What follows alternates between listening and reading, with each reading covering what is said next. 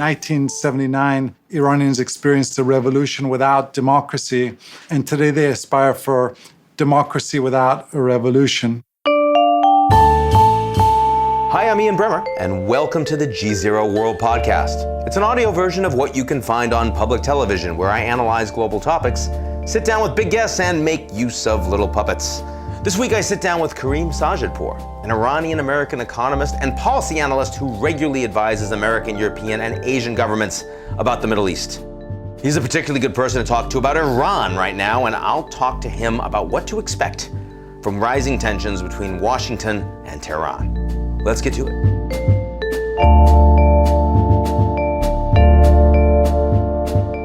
The GZERO World is brought to you by our founding sponsor, First Republic.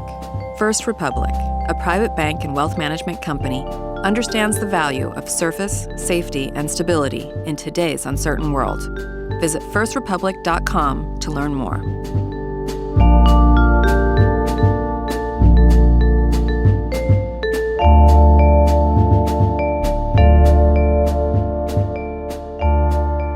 And I'm here with Karim Sadjadpour, Senior Fellow for the Carnegie Endowment of International Peace, one of the top experts in the world on all things Iran, and getting a little grayer, I see. That's true. How did that happen? I mean, Well, I guess it's better than the alternative. yeah, I'm not absolutely. getting older. You look good. Great to see you, and we're going to talk about what the hell is happening in the Iranian conflict. So President Trump now saying he would be happy to meet with the Iranians with no preconditions. Doesn't seem like where all the rest of the administration is. How surprised are you by this? I think there's three poles within the Trump administration vis-a-vis Iran, Ian. You have President Trump, who very clearly wants a deal with Iran. At a minimum, he wants a summit, like he's had with the North Koreans. Certainly doesn't want war. On the opposite end of the spectrum, you have National Security Advisor John Bolton, who has 3 decades of advocating military strikes and regime change in Iran. And in between them, you have Secretary of State Pompeo, who's trying to reconcile these contradictory impulses by really focusing on the means, which is sanctions and pressure, rather than the ends, which no one can agree on. But I think if it were up to President Trump himself, it's very clear that what he wants in Iran is some type of a summit where he can sit down with Iran's leadership, but he has no interest in conflict or even, greater U.S. footprint in the Middle East. On the ground inside Iran, have the people gotten noticeably angrier at the United States because of the economic depredation that has been forced upon them? Or are they increasingly angry at their own regime for mishandling the deal, the Americans, corruption, everything else? Where would you put that balance? Well, overwhelmingly, the people of Iran were supportive of the nuclear deal. I always say the Iranian people want to be South Korea, not North Korea. And so they welcome the idea of being reintegrated with the international community. My sense as to how the Iranian public responds to outside pressure and outside sanctions is that these sanctions oftentimes accentuate people's existing political disposition. Meaning, if you're sympathetic to the Iranian government, you see economic sanctions as one more reason why America can't be trusted and America is a malign imperialist power. And if you're an opponent of the Iranian government, you say, this is just another example of the regime doing what it wants, and we, the people, pay the consequences. So I don't think sanctions and outside pressure gets people to really change teams in Iran. I think it really further polarizes the Iranian public and accentuate people's existing views. Now, we all know that the Green Revolution happened in Iran. It was brutally repressed, and the regime came out of that with a lot of state stability. If you look at the country today, vis-a-vis grassroots, who everyone says that the Iranian people are much more interested in being friends of the Americans than certainly the Iranian regime. What does the balance look like today? How do you think about the strength and the expanse of the regime in Iran? It's a great question. And what I'd argue is that the regime in Iran doesn't have widespread support, but the support that it does have within the Revolutionary Guards and the Basij militia and very conservative elements of society is pretty deep. And so what that means is that you have a regime which is really willing to kill en masse to keep their power. And you have a society or an opposition which is unorganized and unarmed and leaderless, and very importantly, not willing to die en masse to take power. And so, my argument about Iran is that in 1979, Iranians experienced a revolution without democracy, and today they aspire for democracy without a revolution. Meaning people in Iran, I would argue, have revolutionary, they aspire for revolutionary ends, but they're not willing to pursue revolutionary means. And So you think they're basically Americans? in some ways, I think that in a way it's kind of a reflection of a political maturation in Iran. Do you think that National Security Advisor John Bolton doesn't understand this or doesn't care? I think John Bolton's generation of American foreign policy and national security thinkers were very much traumatized by the experience of the 1979 revolution and the subsequent hostage crisis. And from that point on, many of them have held incredibly jaded views about the nature of the Iranian regime. And I think they're entitled to their views about the malign nature of the Iranian regime. The question is, what's the most effective way to deal with Iran and to, again, ensure that Iran not only is prevented from becoming North Korea, but you help a society try to become like South Korea. And I think the policies which Bolton has advocated over the years, whether that's military strikes or regime change, isolation, they've really never borne fruit when we've tried to apply them elsewhere in the world. And when Bolton was last in government during the George W. Bush era, we had at one point over 200,000 U.S. troops on Iran's borders in both Iraq and Afghanistan. Yeah. On a daily basis, President George W. Bush was saying all options are on the table, threatening potential strikes against Iran. That was during the time when Iran was killing hundreds of American troops in Iraq using Iranian IEDs. So I think it's one thing to diagnose the problem correctly, that this is an Iranian regime which wants to be our adversary. You can't make friends with a regime which needs you as an adversary for their own internal legitimacy. Okay, that's okay. But then how do you go about dealing with that problem? And I think the perennial challenge in the United States is that people on the far left, like Bernie Sanders, think that we're the problem, and people on the far right, like John Bolton, think that we're the solution. And in reality, I think it takes a mix of both pressure and engagement to effectively deal with Iran. So that implies that a big part of Obama's strategy, which was not just about doing a limited nuclear deal to try to contain that specific threat, but that would then be the opening for a more constructive, broader U.S.-Iranian relationship with this regime, was actually misguided, that you don't believe that that's possible with this Iranian regime. Well, I remember having this debate with folks within the Obama administration, and there were a variety of views within the Obama administration about this. But on one hand, I think that the nuclear deal, in my opinion, it was a good deal with a bad regime. And it was successful in that it significantly curtailed Iran's nuclear program, subjected it to more transparency. But I do think it was illusory to think that this nuclear deal was going to change the Iranian regime's perception of its own interests.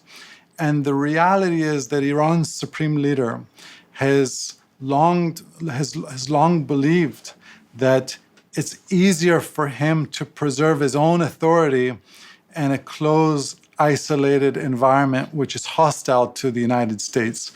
And I think we're naive if the United States, believe that we can get autocratic regimes to do things that would be inimical to their own survival interests. In 10 years' time, does the United States have more in common, more aligned with the Iranians in the region, or say with the Saudis?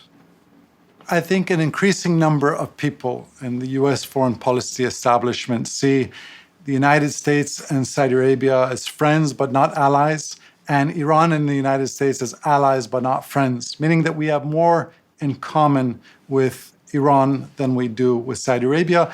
And the threat of radical Sunni jihadism like ISIS and Al-Qaeda is worse than the threat of radical Shia jihadism like Hezbollah.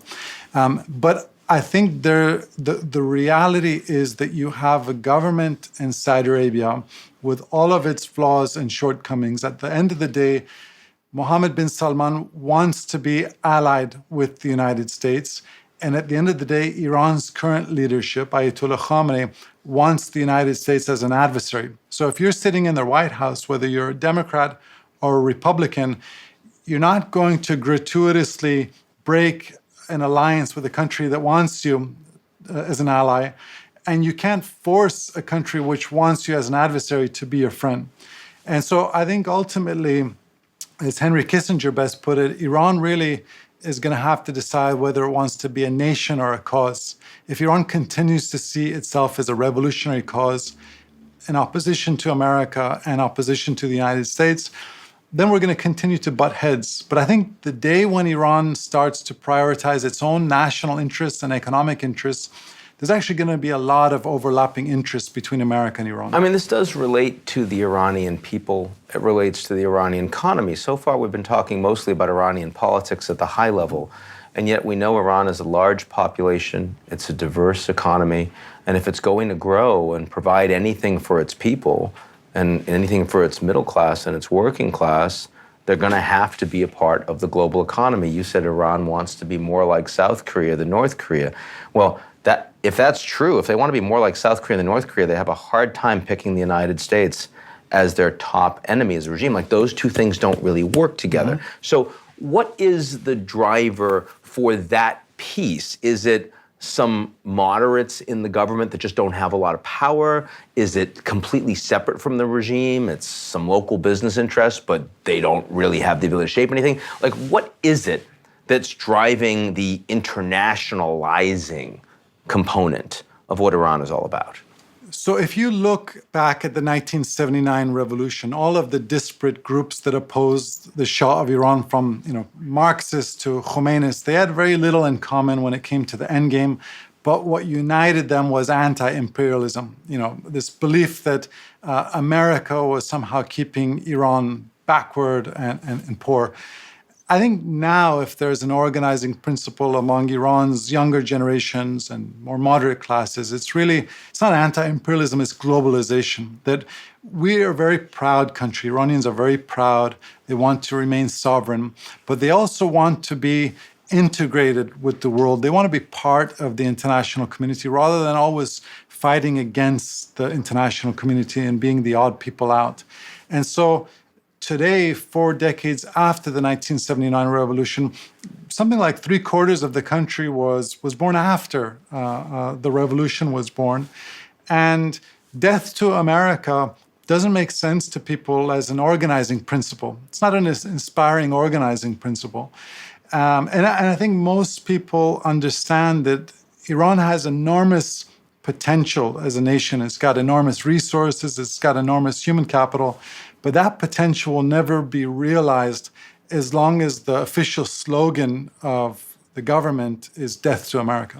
President Trump's closest relationships in the world today are with Iran's principal enemies, Israel, Saudi Arabia, the UAE. How does that play out for the Iranian regime and in the region? So you're absolutely right that Trump's closest friends in the world dislike Iran. And also in the context of domestic American politics, no American politician wins a lot of points by saying, let's be nice to Iran, given the fraught relationship with Iran over the years. But there's also a competing impulse Trump has, which is to get out of conflicts in the Middle East and reduce America's footprint in the Middle East. And I think he recognizes that it's very tough for the United States to do that if the status quo relationship with Iran remains. And so that's why, there's a famous essay from Isaiah Berlin called The Hedgehog and the Fox, and he separated individuals into two types of people in the world. There's foxes who know a lot of different things, and there are hedgehogs who know one big thing. And when I look at Iran and the United States, Iran's supreme leader, Ali Khamenei, is a hedgehog. He only knows one thing, which is resistance, resistance, resistance. Donald Trump... His beard also does have that hedgehog kind of thing. Yeah, Yes. yeah, okay. Your words, not mine. Okay, fair enough. And Donald Trump is a fox, not in the sense that he knows a lot of things. And is more orange. And he's more this orange. works as an analogy. Works. You're absolutely right. But he's also a fox because... Well, he's a fox not because he knows a lot of things, but because he says a lot of things. So this is, a president who within a 1-week span can tweet that he is prepared to end Iran, threatening genocide against Iran. And then a couple days later, he can give a speech saying that, Iran can be a great nation even with the same leadership. So what's the big thing that Trump knows? What's the one big thing? Well, I think it is fundamentally confusing, not just for the Iranians, I'm guessing for Chinese and others, but in particular the Iranian regime, and that one day the message they get from the United States is, the threat of war and escalation. And then the next day, it's President Trump saying, we're prepared to speak to you unconditionally. We just want a deal. We just don't want you to have nukes, which is what the JCPOA was providing in any case. The Obama deal. Yeah. So, but if you're the Iranians and you have watched this play out with North Korea, Trump has met Kim Jong-un twice, no preconditions, likes the guy now, says nice things, talks about the suspension of the ICBM tests, the nuclear tests, getting back some hostages, and North Korea is now in a meaningfully better position. If Trump is telling you, never mind Bolton, never mind Pompeo, Trump's the president. If Trump is telling you, I'm prepared to meet with no preconditions, why don't the Iranians find that compelling? The Iranians that are facing a very severe recession right now imposed by Trump. I think there's an important distinction between Iran's leadership and Kim Jong-un in North Korea. So Kim Jong-un is a young man in his 30s. He's looking at a potentially 4-decade time horizon in which he could be ruling. Iran's supreme leader just turned 80, and his entire life he's espoused this ethos of death to America, America can't be trusted. And his goal is to die supreme leader. He doesn't have a 4-decade time horizon. And he fundamentally mistrusts Donald Trump, and his longtime modus operandi has been that whenever you're under pressure, never compromise, because that is not going to alleviate the pressure. It's going to project weakness and invite more pressure. And so I think as long as Khamenei sees these competing poles in the United States of, Trump saying some things, John Bolton and Pompeo potentially saying other things, I think he's going to be very reluctant about entering negotiations with the United States. Karim Sadjadpour, very good to have you on. Thank you, Ian. Great to be here. That's our show this week. We'll be right back here next week, same place, same time, unless you're watching on social media, in which case it's wherever you happen to be. Don't miss it. In the meantime, check us out at GZEROmedia.com.